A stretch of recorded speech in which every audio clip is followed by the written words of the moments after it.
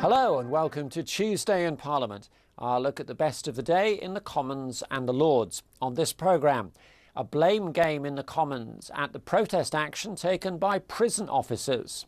I think it is disgraceful that the honourable gentleman refuses to condemn illegal industrial action. This, Mr. Speaker, is a Secretary of State in denial. Opposition peers keep up the pressure on the government over Brexit. The reason it's not revealing its hand is it doesn't know what its hand is. It seems to have three hands. And waste not, want not, a plea to stop throwing food away. It did not used to be a problem for any member of the public to buy a slightly curved carrot or a slightly wonky parsnip. But first, the union representing prison officers in England and Wales says several thousand of its members took part in a day of action in protest over the rise in violent attacks in jails. Court cases were halted by the prison officers' action. At Westminster, the walkout forced the postponement of a committee session. The Commons Justice Committee was due to continue its look at the issue of prison reform. This was the scene at the start of the session. The committee chair explained what was happening. Well, good morning. This is the meeting of the Justice Select Committee. We are proposing to use today for our first evidence selection in relation to our inquiry on prison reform. Unfortunately, we're not able to have that evidence session today. We are proposing to take evidence from the 6 governors of the reform prisons that have been established. As I'm sure is understandable, they have had to return to their establishments because of the 24-hour action that's being taken by the Prison Officers Association. Naturally, the safety and good order of their establishments have to come first. So for that reason, we're not able to proceed with today's evidence session. And minutes later, the Justice Secretary reported to MPs in the Commons. I met the Prison Officers Association on November the 2nd, and over the last 2 weeks, my team has been holding talks with the POA on a range of measures to improve safety. These talks were due to continue this morning. Instead, the POA failed to respond to our proposals and called this unlawful action without giving any notice. I would urge the opposition front bench to join me in condemning this unlawful action and calling on the POA to withdraw this action and get back to the negotiating table. Her opposite number said there are now 6,000 fewer prison officers than there were 6 years ago. Staff shortages are stark and morale is low, and both officers and prisoners alike feel unsafe. The government's white paper does not provide the rapid action that our prison system so urgently needs and has so long asked for. What the Secretary of State has consistently failed to acknowledge is that this is a service in crisis, and the protest action by prison officers today is the clearest sign yet of the fact that this is a crisis over which she and her ministerial colleagues have lost control. This, Mr. Speaker, is a Secretary of State in denial, a Secretary of State who has let down our judiciary, lost the confidence of our prison staff and failed to take effective action in the face of a crisis of violence in our prisons. Mr. Speaker, I think it is disgraceful that the honourable gentleman refuses to condemn illegal industrial action that is putting our hard-working frontline prison staff at risk. It is completely irresponsible. I have made it absolutely clear, ever since I was appointed in this role, that safety is my #1 priority. That's why we've rolled out new tests for psychoactive substances. That's why we're making sure that all staff have body-worn cameras. That's why we're already recruiting new staff. And we've announced a £100 million increase in the prison budget for that. But does the Secretary of State have any regrets that her government and the previous government have presided over a slow-burning crisis which has culminated in today's action, but has also seen riots in Bedford Prison, an increase in violence and self-harm, and escapes from Pentonville? We have 7,000 fewer, nearly 7,000 fewer prison officers in our prisons since 2010. The Secretary of State is now desperately trying to recruit 2,500 prison officers, but she comes to that dispatch box and attacks them for taking what is desperate measures because of their own safety, which is at risk every single day. When the former Shadow Secretary of State for Justice opened a debate on prison reform earlier this year, he rightly recognised that the problems in our prison system do not go back 1 year or 5 years, they go back decades. So in circumstances where we have a situation where over half of adult males reoffend within a year of their release, shouldn't we be focusing on rehabilitation rather than blame? If she really wants the Prison Officers Association to come back to the negotiating table, might she think about the tone she adopts in dealing with this dispute, so that they might have some confidence that if they do that, they will be listened to? Her tone today has, in my respectful view, been entirely misplaced and ill-judged. And given the current crisis that pervades our criminal justice system, isn't it about time that she changed her approach and began talking to the people who've served the criminal justice system for many, many years, and stops herself taking unilateral action against them and their terms and conditions at work? What I'm saying today is what we've seen is we've been having discussions with the Prison Officers Association. They have failed to respond to the offer that's been put on the table and instead called unlawful industrial action. And I think it is very, very poor indeed that the opposition refuses to condemn unlawful industrial action. Liz Truss. Details of Part 2 of HS2 have been given by the Transport Secretary. The first part of the £56 billion rail project will see trains running at high speed between London and Birmingham. Under the second phase, HS2 turns into a Y shape, with one route going via Crewe to Manchester, while a second route runs from the West Midlands to the East Midlands and then on via South Yorkshire to Leeds. The legs to Manchester and Leeds could start being built in the middle of the next decade, with the lines opening in the year 2032. MPs heard more in the Commons. It is not going to be a separate standalone railway, but an integral part of our nation's future rail network and overall transport infrastructure. It will add to the overall capacity of our congested railways. And Mr. Speaker, even if you never travel on HS2, you stand to feel its benefits. By providing new routes for intercity services, HS2 will free up space on our existing railways for new commuter, regional and freight services, while also taking lorries off our roads. It is imperative that the voices of local communities be heard, especially those communities who will be particularly disrupted by the route as we now know it. Amongst others, we have seen the pain and anguish caused to many villages and communities in the South Yorkshire region and elsewhere, and whilst we need to study the detail of the proposals, we must ensure that proper mitigations and comprehensive compensation schemes are in place. As my right honourable friend is aware, many of my constituents have been living under a great deal of stress for 3 years now. Whilst I'm sure residents and businesses alike today will welcome the compensation package that you've outlined, especially those that directly on the route through Long Eaton, will he now reassure the whole of Long Eaton that it will not be cut in half by the track that will go through it? But isn't the truth, Mr. Speaker, that the investment in HS2 will only make sense to the majority of people in the north when it is combined with investment in new east-west high-speed lines linking the great cities? I've long campaigned for high-speed rail to Leeds, but the HS2, HS3, HS2A and B proposals are clearly flawed, and not having a station in Sheffield is simply ludicrous. Why will the government still now not properly look at the alternative HS UK proposals, which are £20 billion cheaper, far more environmentally friendly, better connectivity, and do not plough through the Chilterns? Why will they not consider this? The rejection by HS2 of the Sheffield Meadowhall option by a lack of consensus, they say, is a stab in the back to the South Yorkshire economy. The reroute through the 3 villages in my constituency of Wales, Aston and Branley knocks down homes and businesses. There is no consensus for that to happen as well. Can't we just have some common sense in this instead of this moving around all the time?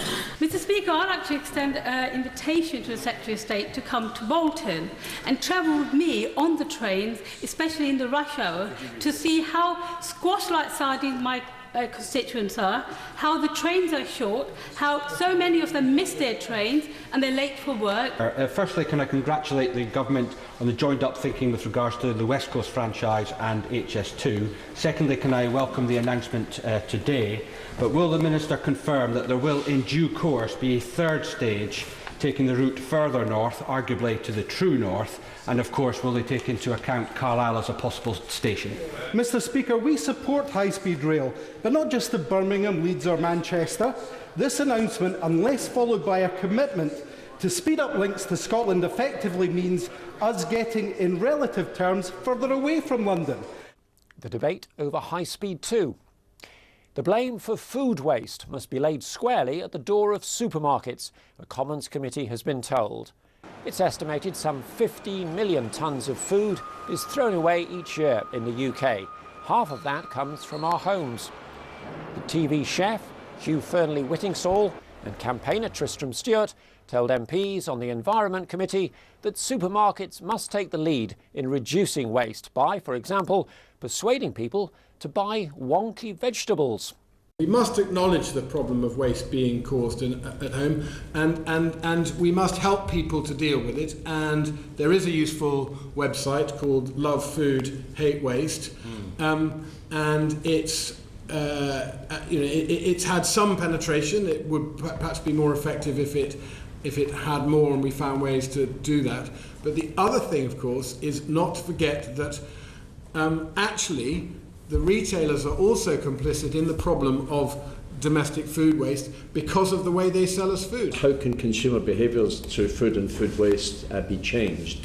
I mean, you've mentioned about heroes, you've mentioned about campaigns, about awareness. Are there other things that can be done?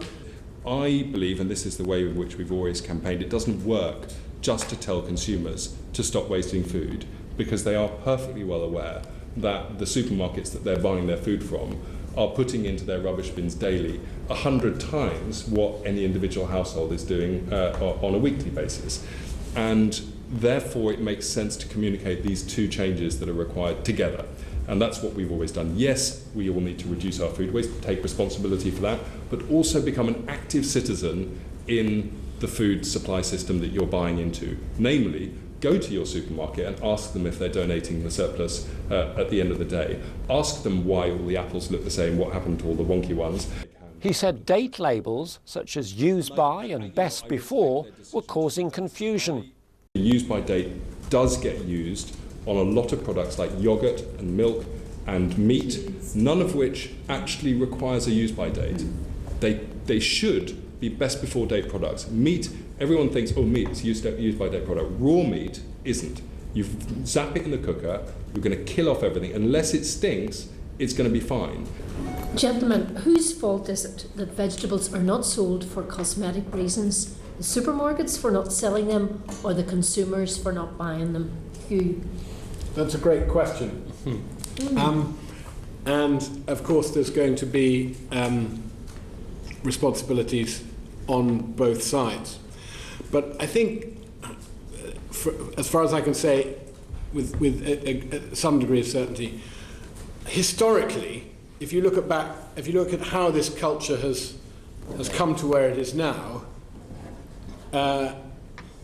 the supermarkets have an awful lot to answer for, because it did not used to be a problem for any member of the public to buy a slightly curved carrot or a slightly wonky parsnip. What we've seen between the supermarkets is an arms race in pursuit of appearance, cosmetic perfection that has nothing to do with the food value of the products they're selling. And I mean nothing. It's irrelevant to how these things will cook or taste. It's purely about perception. Some of the publicity around wonky veg that's been done around wonky veg slightly misrepresent the problem as being one that there are all sorts of gnarled and twisted vegetables out there that are actually perfectly good to eat, even if they're a little bit harder to peel or whatever. And indeed, the supermarket's response to that in many cases has been, well, let's show that we're doing something about it by bagging up the three-legged carrot and the comedy parsnip and selling it at a discount to show that we as a supermarket care. And some supermarkets are sending people around the farms or around the factory floor looking for the comedy veg to put into the wonky veg bags. Yeah. Meanwhile, the same cosmetic standards are being applied, exactly the same cosmetic standards are being applied at the high end of the product, and the same 20 or 30% of almost perfect carrots with just a couple of spots on or a very slight curve are going through the production line and ending up in a tip and a bin outside and rotting. And he said supermarkets should reduce their cosmetic standards, and he reckoned no one would notice. You're watching our roundup of the day in the Commons and the Lords. Still to come, don't try and frustrate Brexit, peers are told.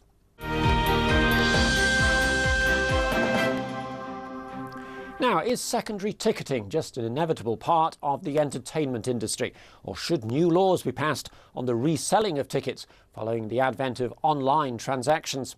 Some campaigners believe that secondary selling of tickets means sports fans and concert goers are exploited, and the activity needs to be stamped out. A committee has been looking at the issue. We've got an industry that's very dynamic. Technology's changed and evolved, and some clever people have come up with some new technology and taken advantage of the ability to use bots to buy tickets, and then they're able to sell them on an open market, and people are buying them at an inflated price. Does that prove in some ways that actually it's working? It's a distorted market, it's not a fair market. You can't see where all the tickets are. As we say, there's imperfect information. So if you're the fan, you're not quite sure, whether you're buying from secondary or primary, and it's taking money out of the industry. Often we don't know whether or not people are genuinely paying those prices. They may be paying much less, but the perception for the fan, it creates this fear of scarcity and panic, and so people will panic buy. And it might be that the tickets are scarce, but if they are scarce, we'd like everyone on a level playing field to have the opportunity to access those, rather than having it being this kind of panic, they've all been sucked out, a large number have been sucked out. I mean, it's sort of the same, people talk about consumer goods, but if I were to go into all the supermarkets in a town and buy up all the milk and then sell it back at an inflated price, would you say that's a free market, or would you say actually that's a public question that should be addressed? There are wider concerns here, we would say. Ian, any comments? Secondary ticketing is hugely successful. It's hugely successful because the market's so unregulated. IQ magazine estimates it's £1 billion a year business in the UK. The truth of the matter is that the accounts released recently from the various players in this market demonstrate 30-40% revenue increases year on year out, much greater than any other form or revenue streams in the music business. But none of that money is going into the music business. It's being taken out. And to give you some assurance, I'm on your side on this one. I do agree. I mean, there's a fundamental difference. British public are more than happy to applaud entrepreneurs, but there's a fundamental difference between that and price gouging and abuse of the system, as you said, and being ripped off. That's what the British public won't tolerate. Later in the session came the views of the companies selling the tickets. I understand some of the concerns which have been raised today, but I do think we have to recognise that the secondary market predates StubHub, it predates Get Me In and Seatwave, it predates the internet. This market's been around for a very, very long time. And even if we all, decide to pack up our bags and go tomorrow, the market will still exist. So the issue really, I think, for the committee and for policymakers is, do we want this trade to be happening on safe sites like ours, which have low fraud rates, which have customer guarantees? We guarantee every single transaction so that that if you buy a ticket, you're going to get into the event. If there's any problem with the transaction, we will in the first instance endeavour to get you a ticket which is at least as good as the one you purchased. If we can't get you that, then you get a full refund. And that's a really clear customer guarantee. Now, if we don't exist, where's the trade going to go? It's going to go to the streets, it's going to go to other parts of the internet, it'll go to Facebook, it'll go to Twitter, go to all sorts of different places, and that can't be right for the consumer. It can't be right in terms of tackling fraud. So I think we have to be really, really careful here that if we keep on regulating, that we drive that trade off of our side. Okay. One MP talked about ticket availability for a Phil Collins concert at London's Royal Albert Hall. It says on the website, tickets cannot be exchanged, resold or refunded, sold via third parties, etc., etc. And then you go on your other website, Get Me In, And there are tickets here that are £1,127.50 each, for which 2 tickets would cost £2,200, for which you would take a processing fee of £419, which suggests as the answer to the question you couldn't give Mr Adams, where you said your revenue stream, you sold a lot more tickets in the primary market and a lot less in the secondary market, but your cash revenue was higher from the secondary market. So do you not feel as a company you've got at least 2 bites of the cherry there, because I presume Ticketmaster was selling the primary sales, so you've got 3 bites at that cherry. So for you to sit here, as Mr McGowan said, as a legislator, we need to do this, that and the other and look at this, do you not think as an industry you have some responsibility when you're faced with those facts, and that's one concert on one day at the Royal Albert Hall? And I do think that's where we as a business and industry should do better and should be more do effective. Something, I would venture to say. Well, no, I think it's absolutely right. For major artists like Phil Collins, and I think Take That was spoken to as an example earlier, we know when we put those events on sale that demand is far going to exceed supply, and the most effective distribution of tickets, which reduces the number of tickets which are appearing on our sites and other resale sites, is where there's a thoughtful ticketing strategy in terms of how you get fans to register, etc. 2 other points I would make. First of all, the main site, Live Nation Presents, and it actually says on this site, I'm looking at it here, that you cannot resell these tickets. You're telling the consumer they can't resell the tickets, and then your company, lo and behold, are reselling the tickets. So how do you square that? You've got one leg of the company saying you can't do it, and the other one perpetuating it. And the other point I would ask you, I don't know how much these tickets were, but it says the original face value of these tickets was £520. Well, I don't know the answer to that, and I'd like you to write to us and tell us what the actual face value of a ticket to see Phil Collins on Block F, Row 5 was.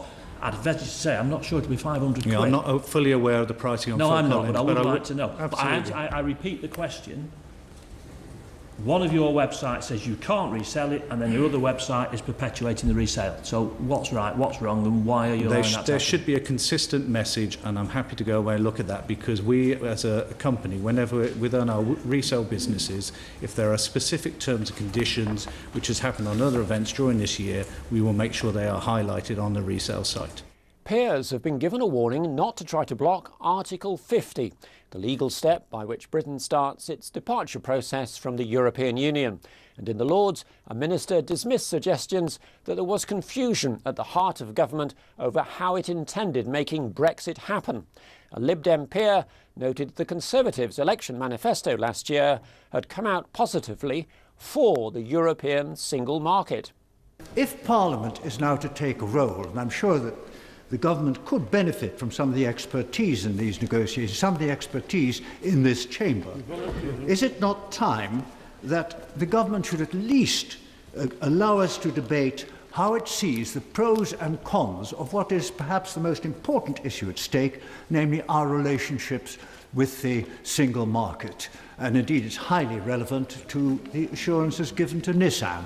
As regards the relationship with the single market, as I say again, we're going to seek the maximum access and freedom to trade with and operate in the single market.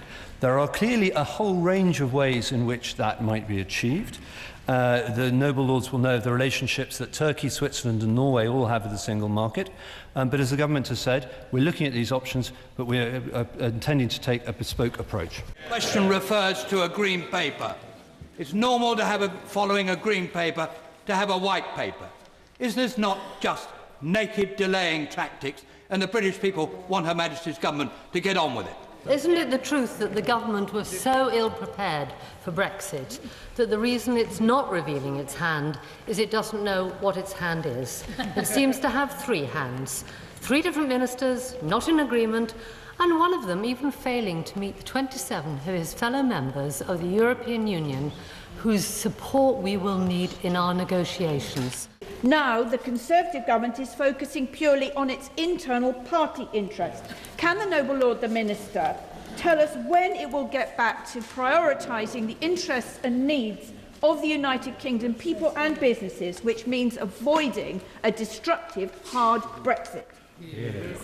Well, I'm very sorry to say I just totally refute what the noble Baroness has to say. We are putting the national interest absolutely first. We're doing this in a calm and measured way. And quite frankly to the noble Baroness, if I turned up at this dispatch box 4 weeks or so after the referendum result and come out with answers to the very, very complex challenges that this government faces, one of the most serious challenges that this government has, any government I would argue, has faced since 1945, I think she would be asking us, where is all the planning? Where have we done? How have we looked and seen it all through?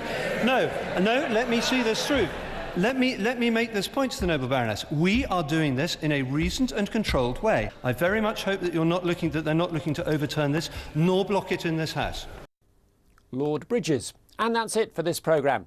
Do join me for our next Daily Roundup. Until then, from me, Keith McDougall, goodbye.